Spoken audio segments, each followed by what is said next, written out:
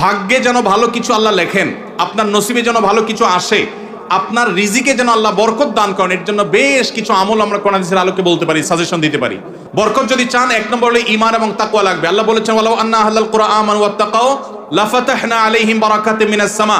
যদি কোনো জনপদের লোকেরা ঈমান আনে, আল্লাহর ভয় অন্তরে লালন করে, আল্লাহ বলেছেন আসমান থেকে বরকতের সব দুয়ার খুলে দেওয়া হবে। এজন্য ভাই, ঈমান যদি থাকে, তাকওয়া যদি থাকে, গুনাহমুক্ত জীবন গড়ার সংকল্প যদি থাকে, বরকত আসবে জীবনে। নাম্বার 2, ইস্তেগফার বেশি বেশি করলে।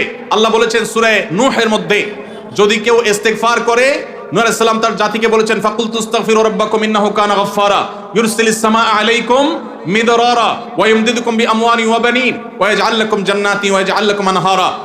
আল্লাহ নবী নূহ আলাইহিস সালাম বলেছেন, আমি আমার জাতিকে বলেছি তোমরা আল্লাহর কাছে ইস্তেগফার করো, ক্ষমা প্রার্থনা করো।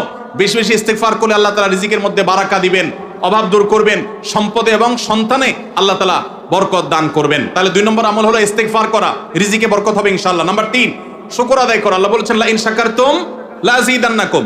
আপনি কোনো কিছু পেয়েছেন, আলহামদুলিল্লাহ বলেন, যা পাইছেন শুকর আদায় করেন, আল্লাহ নেয়ামত বাড়ায় দিবেন। নাম্বার 4, দান সাদাকা করা। আল্লাহ তাআলা বলেছেন ইয়ামহাকুল্লাহুর রিবা ওয়া ইউরবিস সাদাকাত। আল্লাহ সুদকে ধ্বংস করবেন, তবে সাদকা এবং দান এটাকে আল্লাহ তাআলা বাড়িয়ে দিবেন। এই জন্য কেউ যদি দান করে, আল্লাহ তাআলা তাকে কি দেন?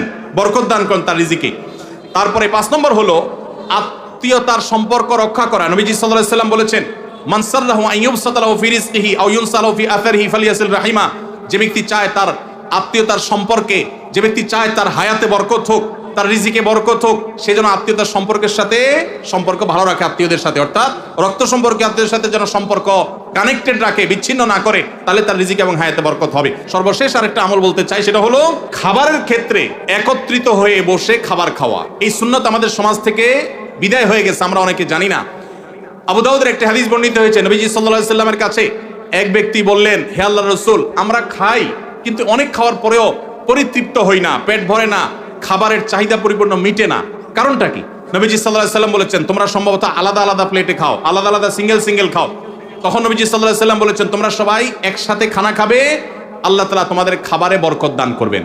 একসাথে খানা খাবে এবং বিসমিল্লাহ বলে খাবে, এই দুইটা কাজ করলে আল্লাহ তাআলা তোমাদের খাবারে বরকত দান করবেন। এজন্য ভাইরা, বাসা বাড়িতে এক প্লেটে স্বামী স্ত্রী দুজন আছেন, এক প্লেটে খাবেন, বাচ্চাদেরকে নিয়ে বড় প্লেট নিয়ে খানা খাবেন, এটা সুন্নাত। নবীজি সাল্লাল্লাহু আলাইহি ওয়াসাল্লাম উৎসাহ দিয়েছেন, কিন্তু আমাদের সমাজ থেকে এটা এখন হারিয়ে গেছে, নাই বললে চলে। আমরা সবাই যার যার মতো খানা খাই। এজন্য এই কাজটাও আমাদের আমলে, আমাদের রিজিকে, আমাদের হায়াতে বরকত এনে দিবে ইনশাআল্লাহ। মসজিদের রেগুলার ইমাম সাহেব থাকা সত্ত্বেও তারাবির জন্য অন্য কোনো ইমাম আনা জায়েজ আছে কিনা? আনা যাবে, কোনো অসুবিধা নাই। এই প্রশ্ন সব বোধহয় ইমাম সাহেবরা বাউ করে দিছে, সব তাদের স্বার্থের প্রশ্ন। ইমাম সাহেবরা দেয় নাই? তাহলে মুফতাদের ইমাম সাহেবকে মহব্বত করেন, টাকা দিবেন না, কিন্তু ইমাম সাহেবের পক্ষে প্রশ্ন করবেন। মাশাআল্লাহ, এটা কেমন মহব্বত হইল? যাই হোক ভাই, ইমাম সাহেব যদি ভালো হাফেজ না হন, তেলাওয়াতের সৌন্দর্য আহামরি না থাকে, বাহির থেকে হাফেজ নিয়ে আসলে কোনো অসুবিধা নেই। এটা কোনো কথা না যে ইমাম সাহেবের পিছনেই নামাজ পড়া জরুরি। তবে হ্যাঁ, কোনো যৌক্তিক কারণ ছাড়া অনেক এলাকাতে আছে কমিটির সাথে ইমাম সাহেবের ভালো সম্পর্ক নাই, শত্রুতা করে এখন বাইরে থেকে লোক হায়ার করে আনে। এটা অন্যায় কথা, এটা জুলুম।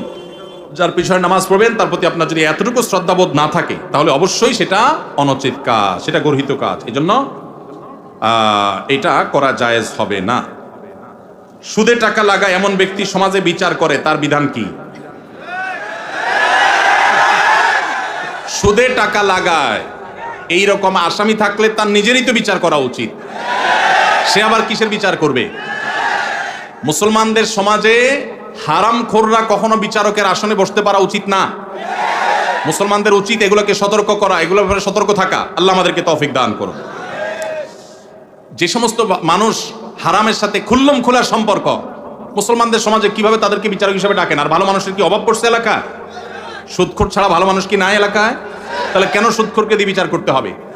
যে আল্লাহর ভয় যার মধ্যে নাই, সে কিভাবে ন্যায়সঙ্গতভাবে বিচার করবে? কিভাবে আশা করা যায়? আল্লাহ আমাদের ভাইদেরকে সবাইকে হেদায়েত দান করুন। যারা সুদের কারবারে জড়িয়ে আছেন, আল্লাহর ভয়ে হারাম থেকে সরে আসুন। আমি একজন প্রাইমারি স্কুলের শিক্ষক। সকাল 9টা থেকে 4টা পর্যন্ত আমার কর্মঘণ্টা, 4:15 পর্যন্ত আমার কর্মঘণ্টা। 5 বছর বয়সী বাচ্চা থেকে শুরু করে 12 বছরের শিক্ষার্থী পড়ে। প্রতিটা ক্লাসের সময়কাল 40 মিনিট। সকালে 3-4টা ক্লাস নিলে শরীর আর চলে না। পরবর্তী ক্লাসগুলো শুরুর ক্লাসের মতো মনোযোগ দিতে পারি না। তা থেকে আমার বেতনের টাকার কোনো প্রবলেম হবে? শত শত কোমলমতি শিক্ষার্থী সামলানো অনেক কষ্টকর হয়। ভাইরা আমার, আল্লাহ কোরআনে বলেছেন লা ইউকাল্লিফুল্লাহু নাফসান ইল্লা উসআহা। সাধ্যের বাইরে কোনো কিছু করতে আল্লাহ আমাদেরকে বাধ্য করেন নাই। এজন্য আমাদের উচিত হবে যে আমরা যারা চাকরি করব, যতক্ষণ সাধ্য থাকে ততক্ষণ আমরা মনোযোগ দিয়ে কাজ করব। আমার এনার্জি আর কুলাচ্ছে না। আগে প্রথম আইসা যেরকম করতে পারছি সকালের দিকে, দুপুরের পরে শরীরে এনার্জি একটু কমে যাবে, এটা স্বাভাবিক।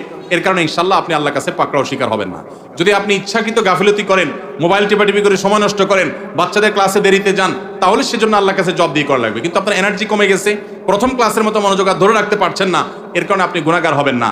আলহামদুলিল্লাহ, এরকম শুদ্ধ সুস্থ চিন্তা করার মানুষ যে আছে, বান্দার হক সম্পর্কে এতটা সচেতন মানুষ আছে, এটাই তো একটা সমাজের জন্য আনন্দের বিষয়। আলহামদুলিল্লাহ, সন্দেহাতীতভাবে এটা একটা সুখের সংবাদ যে একজন ভাই চাকরি করে, স্কুলে চাকরি করে তার ঠিকঠাক মতো বেতনটা হালাল হচ্ছে কিনা, তার মনোযোগ কমে যাচ্ছে, সেজন্য আল্লাহর কাছে দায়ী থাকবেন কিনা, এই যে চিন্তা মনে আসছে, এটাকেই বলে ইমানি চেতনা। এই ইমানি চেতনাই তো আমাদেরকে ভালো মানুষের দিকে নিয়ে যায়। আল্লাহ আমাদের এই ভাইকে আরো বেশি ইমান আমল বানানোর তৌফিক দান করুন।